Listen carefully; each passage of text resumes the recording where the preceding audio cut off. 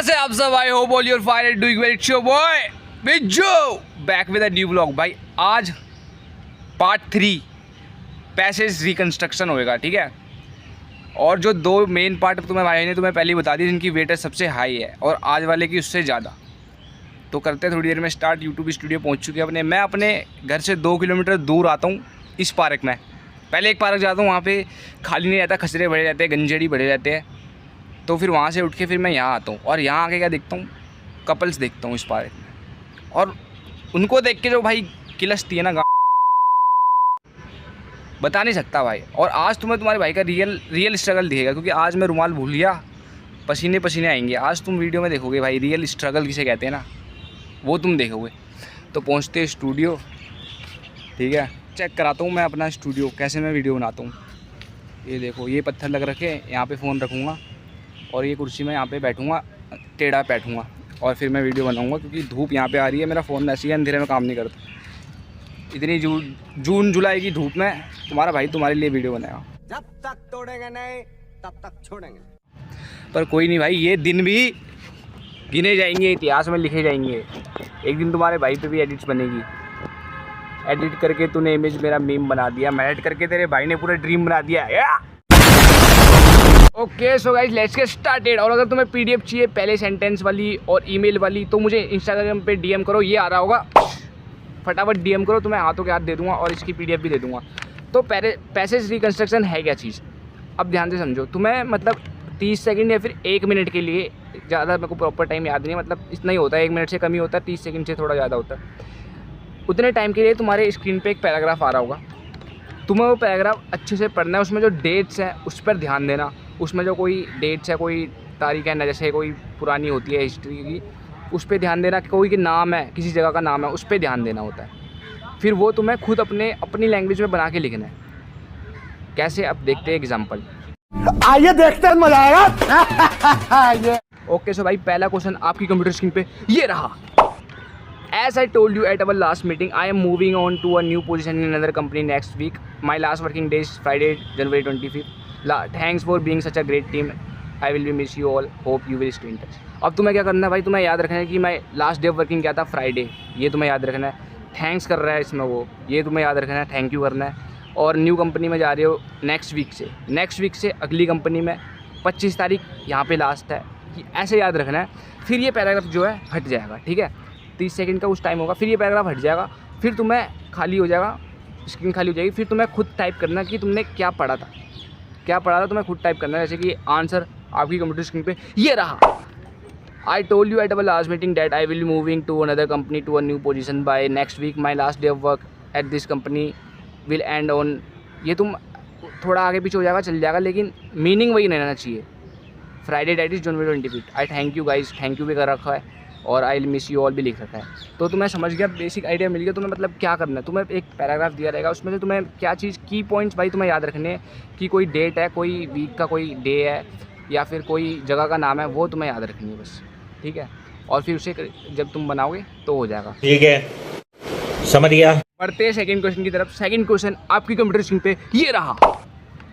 I am sorry about all the confusion regarding your pay rate. Unfortunately, our budget has been cut, and so we have had to reduce the amount that we can offer. I hope this clear things up to. अबे यार बंदे, to reduce the amount that we can offer. I hope this clear things up, but do come back to me if you would like more information. ठीक है, ये तुम्हें मिल गया, अब तुम्हें मिल जाएगा थोड़ा टाइम। हो गया भाई, आंसर इसका ये रहा। We are sorry about the confusion regarding your pay rate. Because of low budget, we have cut your pay scale. Hope you understand. Please get back to me if you would like more information. तो अब तुम्हें question में पढ़ के पता लग गया होगा कि पे रेट की बात हो रही है, लो बजट की वजह से काटना पड़ा, और अगर तुम्हें कोई इन्फॉर्मेशन चाहिए ज़्यादा तो हम पे आ जाओ। बस यही तुम्हें लिखना है यार बना के, और कुछ भी नहीं है, ये इतना ईजी था। थर्ड क्वेश्चन आपकी कंप्यूटर स्क्रीन पे ये रहा।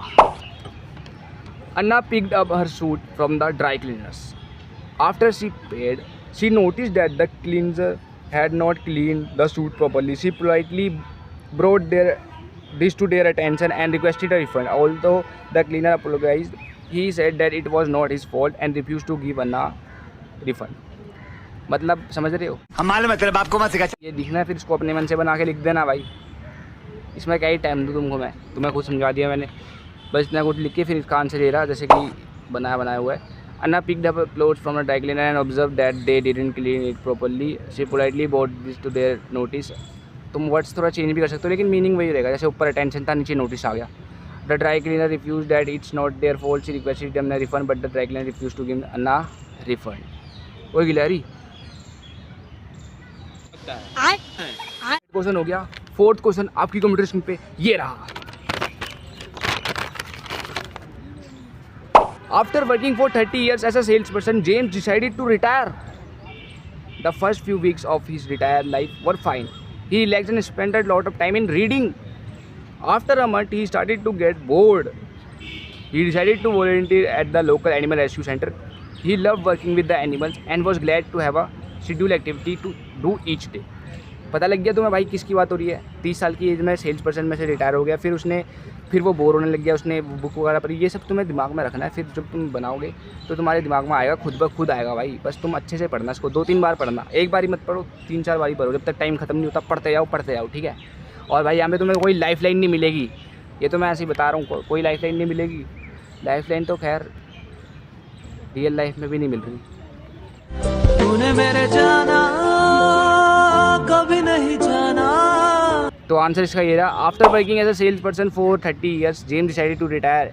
वही सेम आ जाएगा यार, बना के ये किसी और का बनाया हुआ है, तुम क्यों पढ़ रहे हो? तुम अपना बनाया हुआ खुद पढ़ना ना भाई।